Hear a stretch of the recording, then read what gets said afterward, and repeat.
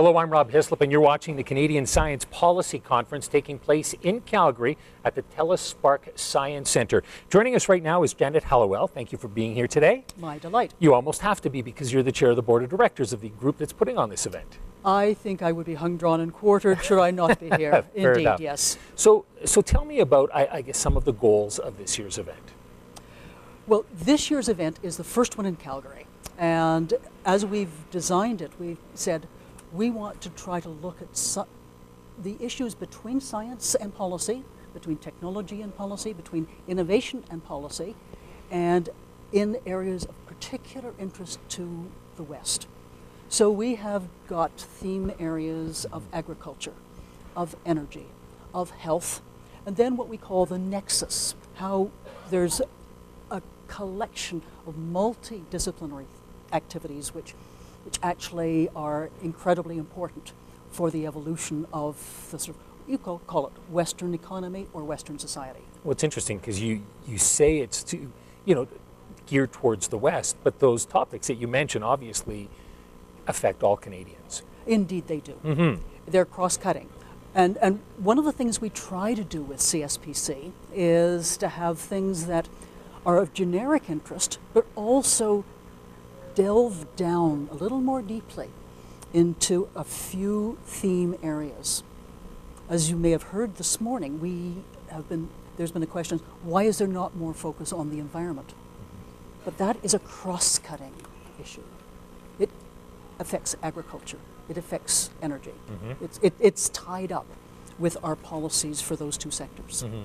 Is coming up with a science policy, is it a difficult thing to do? Because from the people that I've had a chance to speak to so far, it's lacking. And I'm just wondering, is it the political will that's lacking, or is it just a difficult thing to come up with? We're a rare country in as much as not having a lot of bodies that are a structural interface between, I'll call it, science, technology, innovation, and governments. And it's governments writ large. It's the provinces as well as the federal government, or as the mayor said this morning, it's also municipal governments. When you say mayor, the mayor of Calgary. Mayor of Calgary, yes. Indeed, yes. And so we don't have the sort of formal bodies that would assist both in designing a policy or in implementing it, fostering it, keeping it fresh, keeping it green. And I also think it's important to say we need a policy that differentiates and understands the difference between science, technology, and innovation. But unlike some of the speakers, I believe we need an overarching policy that touches all of these dimensions of that larger, I call it STI ecosystem, okay. Science, technology, innovation ecosystem. Mm-hmm. Now, and they've said that these words are not interchangeable. Perhaps you can tell us the difference between them.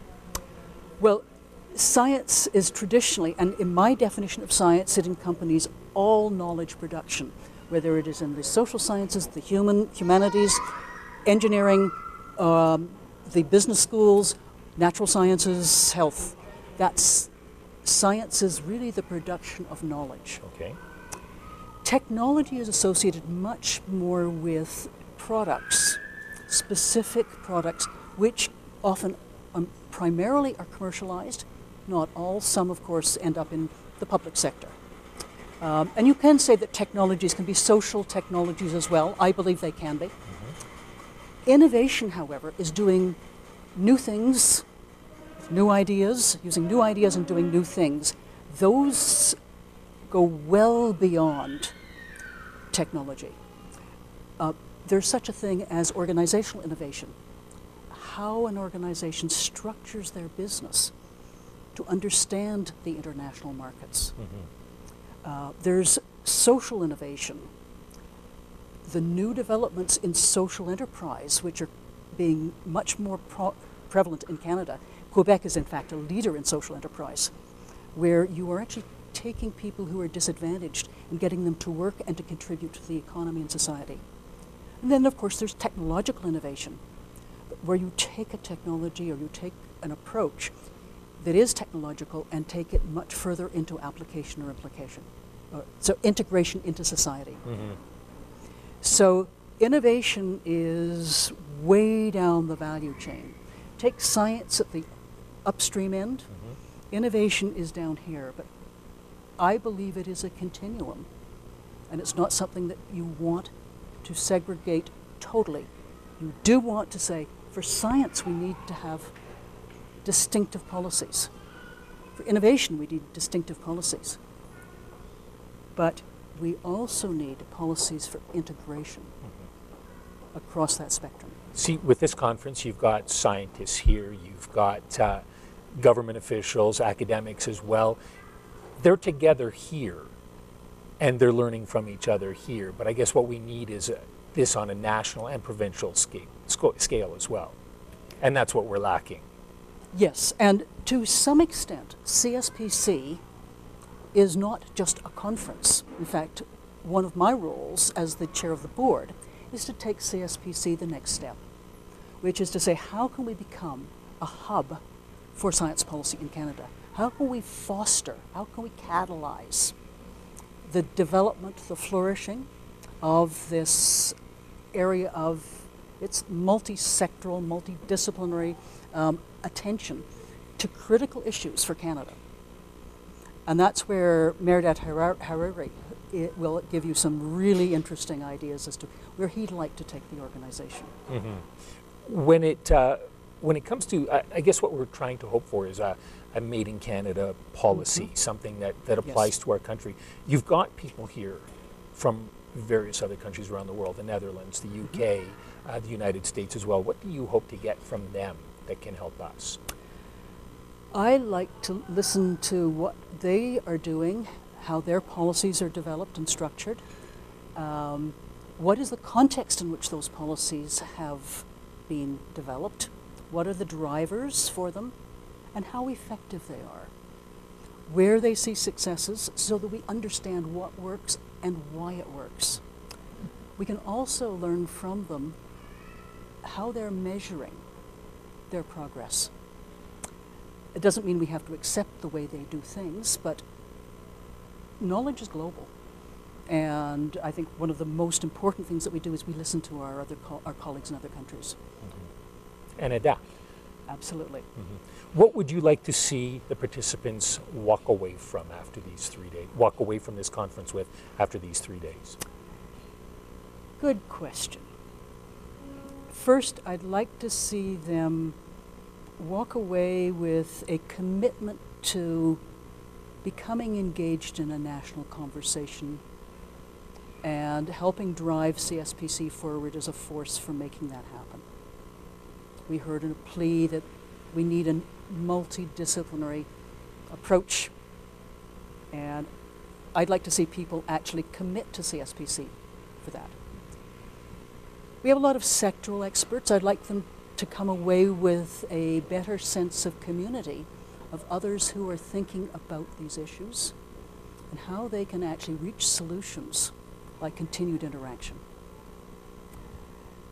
And from my perspective, I'd like to come away with an action agenda for CSPC that says we think there's 3 or 4, I'll call them knowledge networks, that we should be promoting over the next year.